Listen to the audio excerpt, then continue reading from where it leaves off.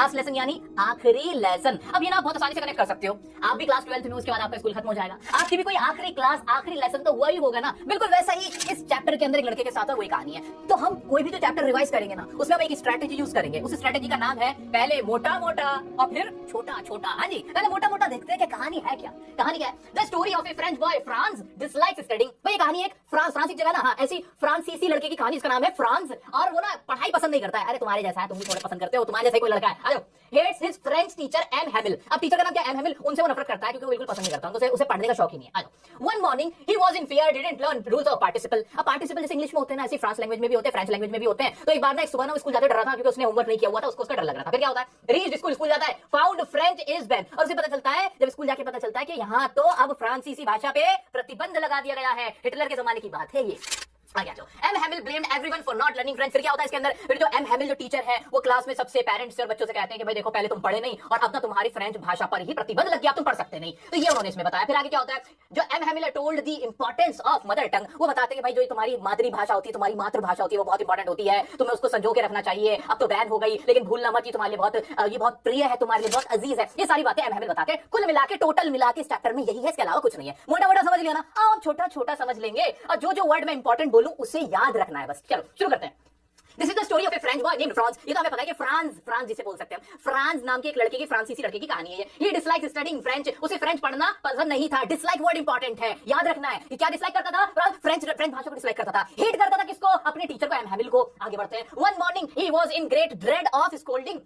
उसको ना स्कोल्डिंग मतलब डांटना, उसको ग्रेट ड्रेड था, मतलब डर था किस चीज का? डांट का, कि मेरी डांट पड़ेगी। क्यों पड़ेगी? आगे देखते हैं। As he did not learn the lesson on participle, क्योंकि उसने पार्टिसिपल का जो लेसन था, जो अध्याय उसको दिया गया था, वो उसने लर्न नहीं किया था। When he reached school he found there was silence all around. जब वो स्कूल पहुंचा, when he reached the school, है ना, रीच करा उसने स्कूल को, तो वहां क्या था? There was silence. Important word है। क्या साइलेंस था? क्या था? साइलेंस था। ऑल अराउंड, चारों तरफ साइलेंस था। The students set eight there desk silently. बच्चे ऐसे डेस्क पे बैठ के साइलेंटली बैठे हुए थे, मुंह लटके हुए थे, कोई कुछ नहीं बात कर रहा था। M Hamel did not scold Franz for coming late. और एम हैमिल ने भी नहीं उसे डांटा नहीं कि वो लेट क्यों आया था। ये बहुत पहली बार ऐसा हो रहा था। तो अभी जैसे ही आप लोग सोचोगे लास्ट लेसन चैप्टर के बारे में, तो क्या क्या वर्ड याद आ रहे हैं? कि एक तो फ्रांस था, एक एम हैमिल थे, है ना, एक फ्रेंच जो लैंग्वेज थी वो डिसलाइक करता था फ्रांस, वो हेट करता था एम हैमिल को, है ना, कुछ ऐसे याद आ रहा है। उसको बहुत ज्यादा क्या था? फियर था। किस चीज का? स्कोल्डिंग का, क्योंकि उसने पार्टिसिपल पे होमवर्क नहीं किया था, लर्न नहीं किया था रूल्स ऑफ पार्टिसिपल। और जब वो स्कूल पहुंचा सब कुछ क्या था? साइलेंस। He found silence. हर जगह से क्या मिलती है? Silence all around. बच्चे कैसे बैठे हुए थे? डेस्क पे साइलेंटली बैठे हुए थे। क्या ये इंपॉर्टेंट वर्ड याद आ रहे हैं? याद आ रहे? चल रहा है आगे बढ़ते, चलो जल्दी से देखते हैं आगे क्या है। हाँ जी, आगे देखो जल्दी से। He was wearing his beautiful dress which he never wore except on inspection and prize days। और जो एम हैमिल थे ना, वो बड़ी ब्यूटीफुल ड्रेस पहने हुए थे, जो वो सिर्फ प्राइज के दिन, जिस दिन प्राइज बांटते होते थे तब वो पहनते थे, वो वाली उन्होंने ड्रेस पहनी हुई थी।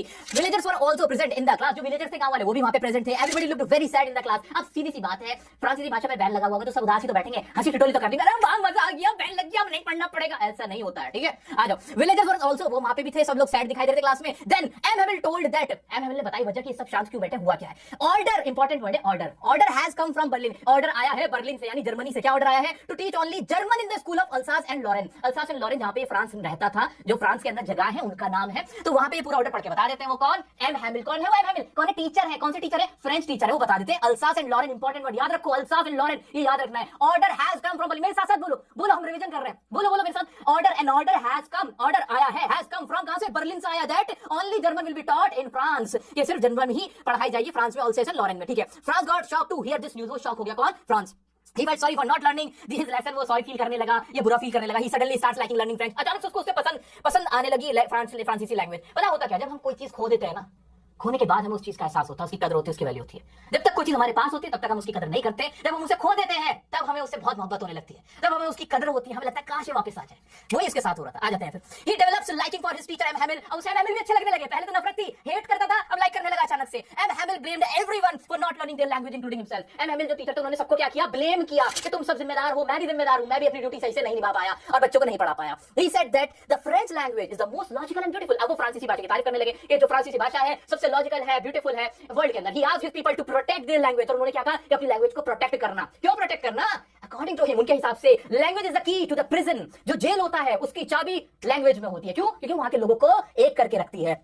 One must preserve their mother tongue. Preserve important word है, बार बार आएगा, important lines है ये दोनों तीनों। आपको क्या याद रखना है, हमने प्रोटेक्ट करने को कहा, हेरिटेज को प्रिजर्व करने को कहा, मदर टंग्स को अपनी हमेशा प्रिजर्व करने को कहा, ये चीज आपको याद रखनी है, इंपॉर्टेंट वर्ड्स हैं। ये खत्म, बस ये इस चैप्टर में और कुछ है ही नहीं। अब तुम्हें क्या याद रखना है, फर्स्ट रिवीजन हमारी, क्या याद रखने, कौन कौन से वर्ड याद आ रहे हैं, क्या अभी नए नए कौन से वर्ड याद आ रहे हैं, कि बैन हो गया था क्लास में, है ना, हैमिल ने ब्लेम किया था सबको इंक्लूडिंग हिमसेल्फ, है ना, ये वर्ड याद आ रहे हैं क्या? सोचो सोचो, दिमाग पे जोर डालो थोड़ा सा। उसके बाद क्या याद आ रहा है तुम्हें, सोच के देखो कि भाई लैंग्वेज के बारे में क्या कहा था, मोस्ट लॉजिकल है, ब्यूटीफुल है, प्रिजर्व करना है, हेरिटेज है, मदर टंग है, प्रिजन की है ना, की टू प्रिजन, ये वर्ड याद रखो। नहीं आती तुम्हें इंग्लिश, कोई बात नहीं सीखी, कोई बात नहीं, की टू प्रिजन, ये वाला फ्रेज याद रखो, क्योंकि मैं तुम्हारी जो लास्ट डे में भी रिवीजन कराऊंगा उसमें भी यही लाइन मैं तुमसे बुलवाने वाला हूं, ताकि तुम्हें याद हो जाए। याद भी मैं ही करा रहा हूं तुम्हें, तो तुम टेंशन मत लो, ठीक है। तो ये जितने भी वर्ड, अब करना क्या है, सुनो, जितने भी वर्ड अब लास्ट लेसन चैप्टर से जब हमने डिस्कस किया है तुम्हें याद आ रहे हैं शुरुआत से लेकर आखिर तक, वो वर्ड या वो लाइंस या वो फ्रेजेस, जैसे की टू प्रिजन था, ही ब्लेम्ड फॉर एवरीवन था, ऐसे याद आ रहा है ना, पूरे सेंटेंस नहीं बना पा रहे, मत बनाओ। आप अभी वीडियो को पॉज करो, अपनी नोटबुक में जल्दी से लिख डालो, जल्दी से लिखो मेरा दोस्त, सब ईमानदारी से लिखेंगे, तुम्हें कसम है, देखो मैं अपनी कसम दे देता हूं, लोग किसी और की क्या लोगे, मेरी कसम है, तुम्हें लिखो, सब लोग लिखो, इसी से तुम्हें नंबर आएंगे, 80 में से 80 टारगेट है मेरा, और ये तुम पूरा